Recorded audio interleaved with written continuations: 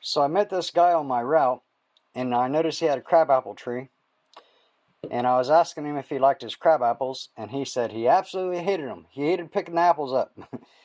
Every time he mowed, he said it was the biggest pain in his butt. And I was like, do you mind if I, pick some of the crab apples up off the ground when they fall?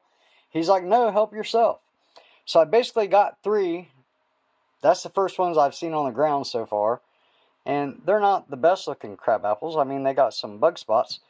But I'm getting them for the seeds and the seeds only. And going to try to get some viable seeds out of these. And I'll pick up some more the next time I'm deliver there. And then I found another crabapple tree that had about this size crab apples on it, but they were green instead of red. And I'm going to talk to that owner too and see if I can get some of those crab apples when they start falling. So they're more like these 2 sizes here. But either way, this is a crabapple, and I noticed them in the spring when they were in bloom. That's the easiest way to tell a crabapple or an apple tree. You know it's one or the other, and then you know which one it is when the fruit forms, and these are obviously small.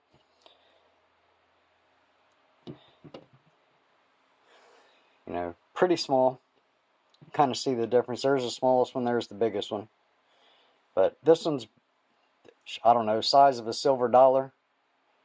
But it's deformed, and they're all deformed, and they all got bug spots. But they'll have seeds in them, and that's what matters.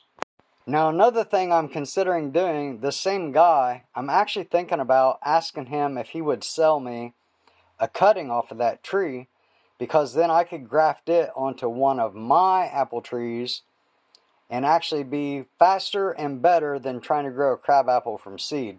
So I'm going to talk to the guy and just offer to buy a cutting off of him this fall when the leaves fall off, and just tell him, hey, I'd give, $5 or $10 or even $20 for a decent cutting, or 2 or 5, and then I can graft them onto my trees.